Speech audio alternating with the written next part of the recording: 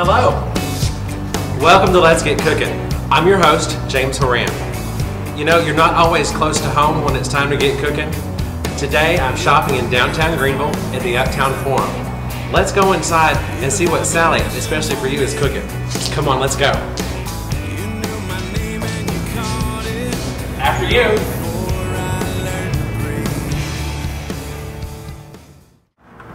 Sally, how are you today? Well, hey, James, how are you? It's nice to see you. Welcome. Welcome to Let's Get Cookin'. We came to see what you're cooking today down here at the Uptown Forum. Well, you know, it's almost the holiday season, and I thought we'd cook some baked fudge and some sweet potato casserole. Oh, sounds so wonderful. People could try that out.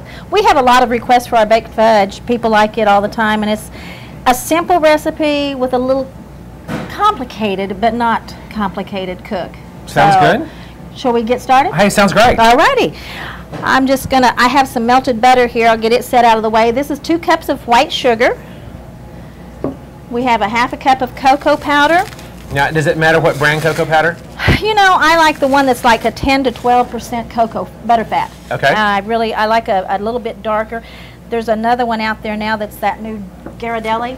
Uh-huh. If you want it really dark and rich, use that. That would do it, okay. Yeah. We've got a half a cup of all-purpose flour. Now, does it need all-purpose? Yeah. Don't have to be self-rising or anything? Nope, just okay. all-purpose flour.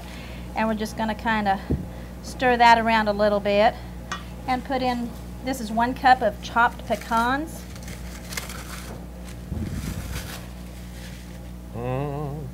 They look good. I like to coarse chop them. I don't like them real fine. Okay. But I don't want them real big hunks either. Okay. I've got 2 teaspoons of vanilla, 1 cup of melted butter, and here, don't try substitutes. Real butter, not margarine. Real butter. Okay. I substitute a lot of times, and I have found that you can substitute that butter-flavored Crisco in cookies. Okay. Not in baked fudge. I've got 4 eggs that I'm just going to pop them in there. Okay, so they don't need to be whipped ahead of time or anything else? Okay. You're going to find out I'm kind of a lazy cook. But if you're a good cook, that's the important part. I don't like to, you know, I'm going to stir this up, and I'm going to sit here and break up the yolks of the eggs here a little bit before it stirs in. So you've got it all mixed in together. And it. Now, do we need to start the oven preheating ahead of time? I preheat the oven at 300 degrees. Okay. And then when we put this, it's going to bake for about an hour, 45 minutes to an hour. And the baking process is actually the little tricky process. When we get this all stirred up here, I really want it stirred up really, really well because we do have all the eggs and the butter and vanilla in here. But get it stirred up really well. And we're going to I can smell that chocolate. Yeah. It smells good. It is the 10 to 12 butter fat, okay. 10 to 12% butter fat. This goes into an odd size pan. It's about a 9 by 12. Mm-hmm. Okay. And it's... now, if I didn't have a 9 by 12 and I had a 9 by 13, it'd be too thin? It really, you just would want to watch it real closely. Okay, because it'll get done a little more quickly? It'll cook a little bit faster. Okay. What we're going to do is just put all this into the pan, spread it out a little bit, and you know, I'm turned into one of those TV cooks now. You know, my kitchen help think that I'm terrible because I don't leave any goodies in the bowl. But here I am, one of those TV cooks now. Now this is the little tricky part here. You've got this pan, but you're going to set it into another pan, and you're going to pour hot water into the outside pan. Cook it at 300 degrees for approximately 45 minutes to an hour. Now your hot water, is that hot water out of the tap or is it boiling water? No, just hot water out of the tap. Okay. And we'll set that in the oven and let it bake like that for the 45 minutes. Sounds good. What we'll do is we'll get this in the oven and we'll be right back with more Let's Get Cookin'.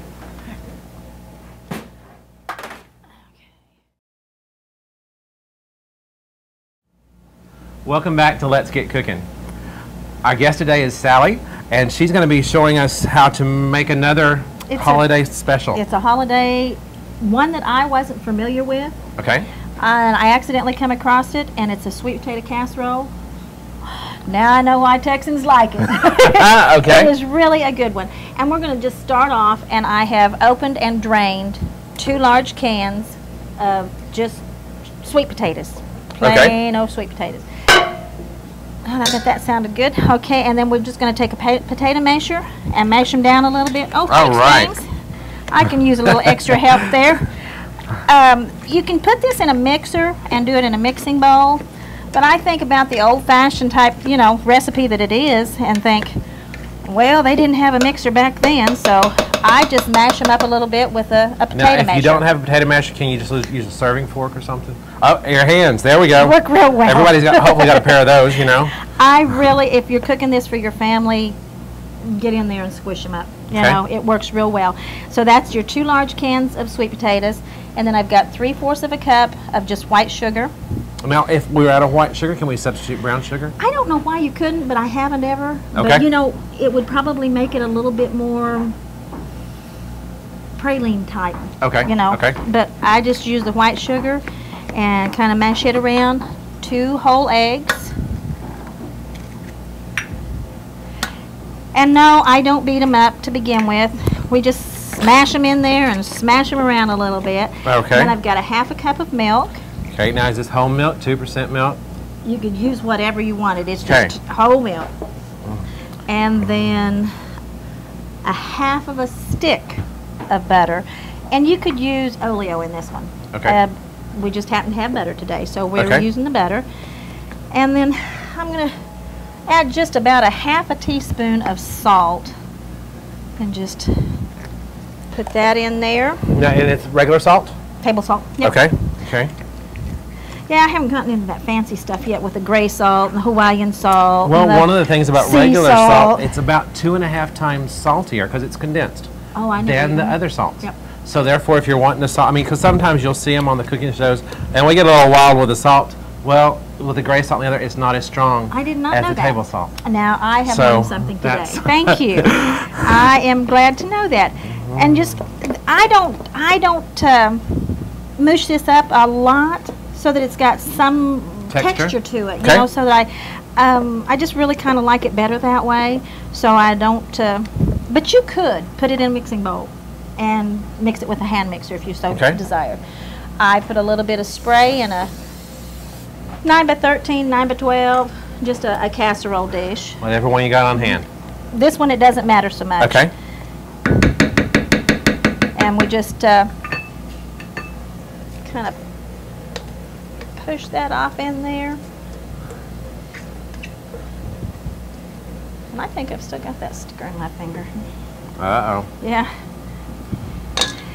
And then, you know what I'm going to do? I'm going to take this same bowl and I'm going to put 1 stick of butter.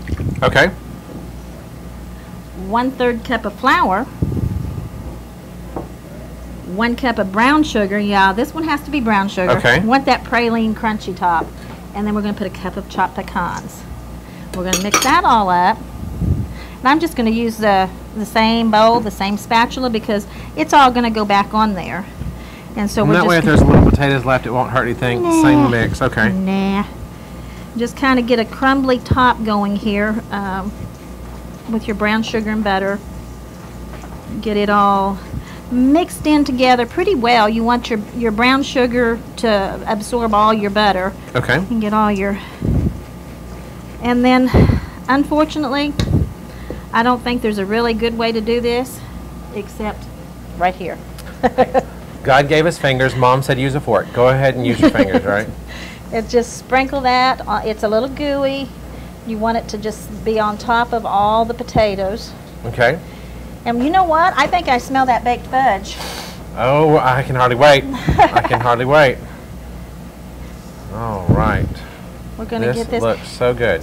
You know, I tried this recipe. When I do catering, I like to be adventurous and I like to try to throw a dish that I have never done in on some of the jobs. Okay. And I tried this on a catering, thanks. I tried this on a catering job and we had a bunch left over. I brought it back down here and we all sat down and tried it. And I fell in love with it. And then we had a dinner that next Monday night, and I gave it to a bunch of the people that were here. Okay. They came back in droves wanting to know this recipe. Wonderful. So it was a tried and true. Well, now you said that was on a Monday night. Don't you have dinners here during the week? Or what nights are you open or what? On Thursday and Friday, we just began in October that we're going to serve dinner on Thursday and Friday night. We serve from 5:30 to 8:30. And yes, we do have other dinner parties and such going on too, but we're trying to get people to realize that downtown is still downtown. Yes. And we are still here and try to have them. So we thought if we started on Thursday and Friday and work on the Thursday and Friday night, get that built up a little bit, then maybe we could go to some other evenings. But right now, Thursday and Friday, 5:30 to 8:30, come on and have dinner with us. Now, do you do the dinners before the entertainment series and symphony series still? That's the one thing that we really want to try to promote, is that we will be here. Even if this Thursday and Friday doesn't work out, we'll be here for the symphony and the entertainment. Well, I'm sure it's going to work out, but do they need to call and make reservations for any of those or both of those? Not required, but highly recommended. You know, if we get 30 people show up just all of a sudden, and we're not expecting it, it's kind of panicky.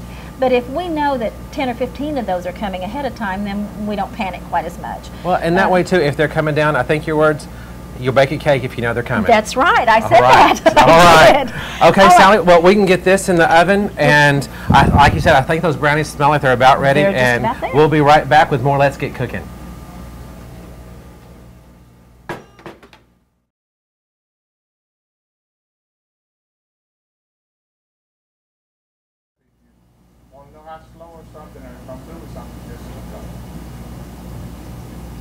Welcome back to Let's Get Cooking.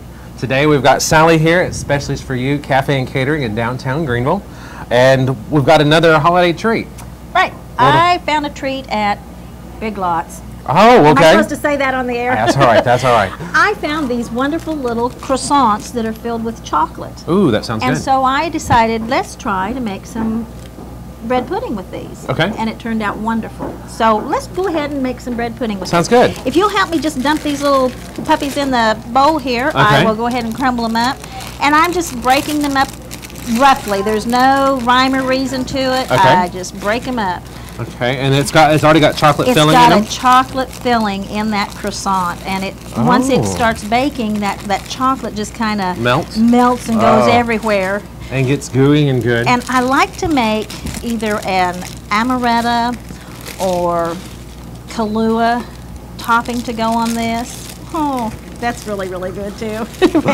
You know, during the holidays we can take a little indulgence. There you go. But I'm just. Now you say it's like could be rough. This is also really and I just tear these up. I also the original recipe I found for this was panettone.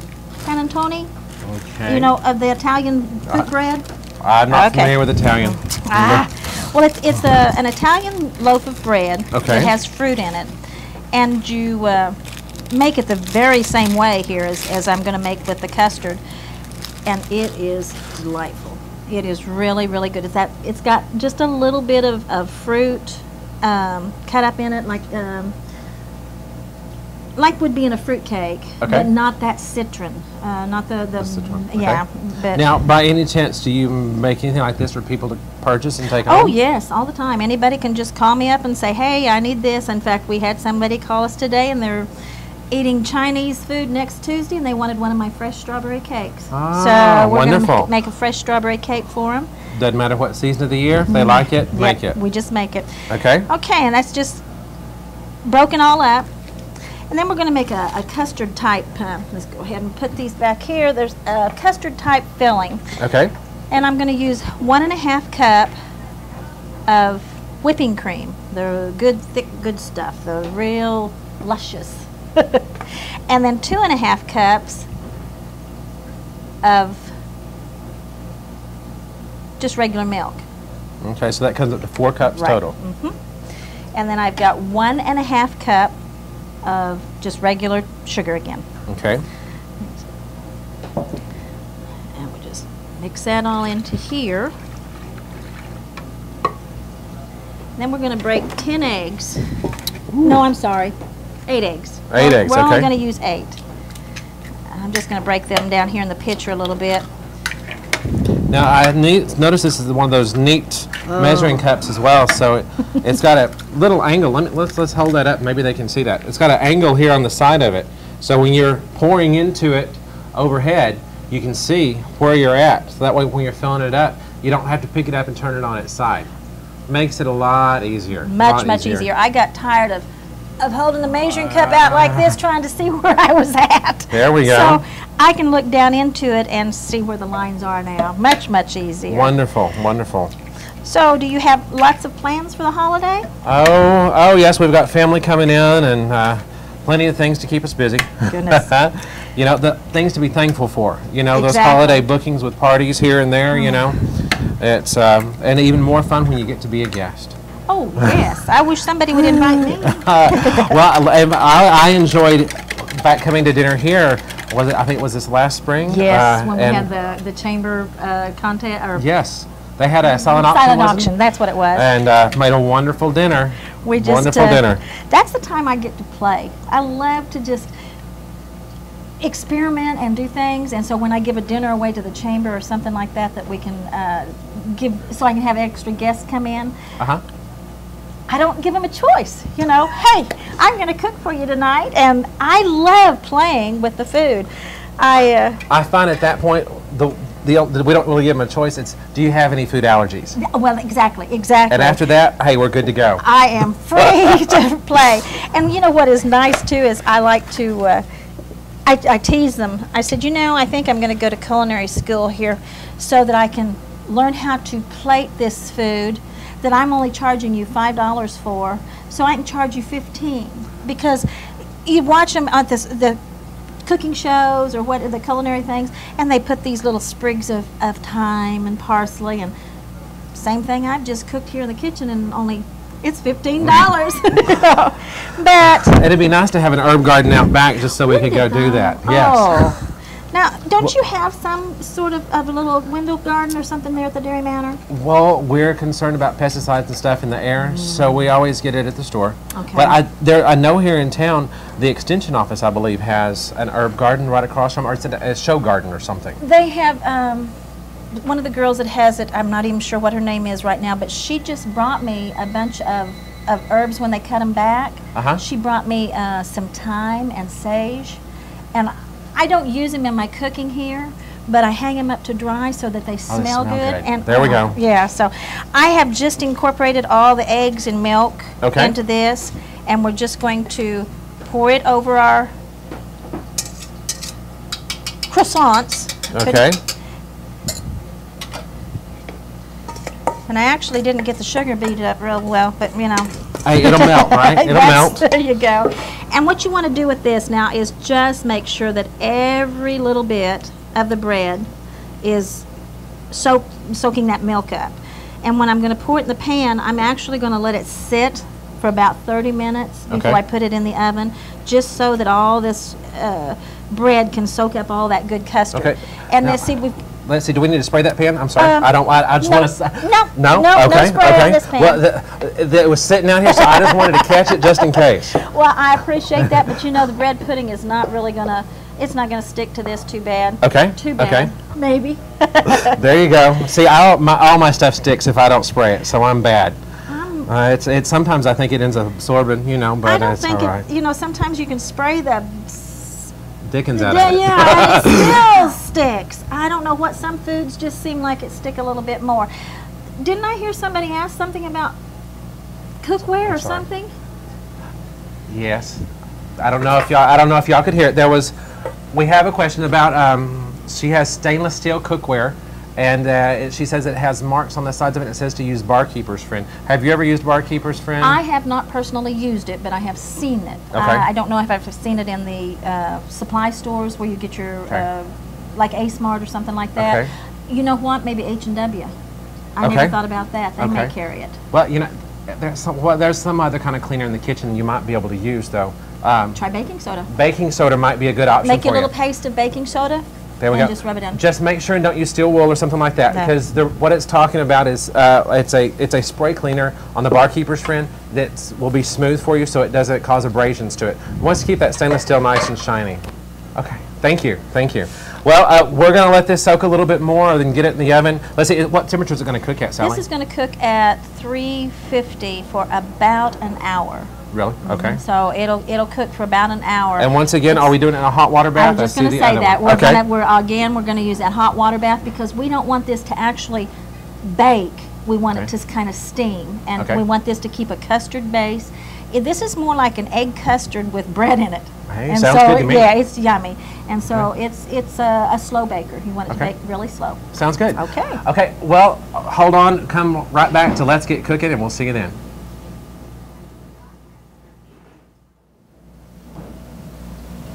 Welcome back to Let's Get Cooking.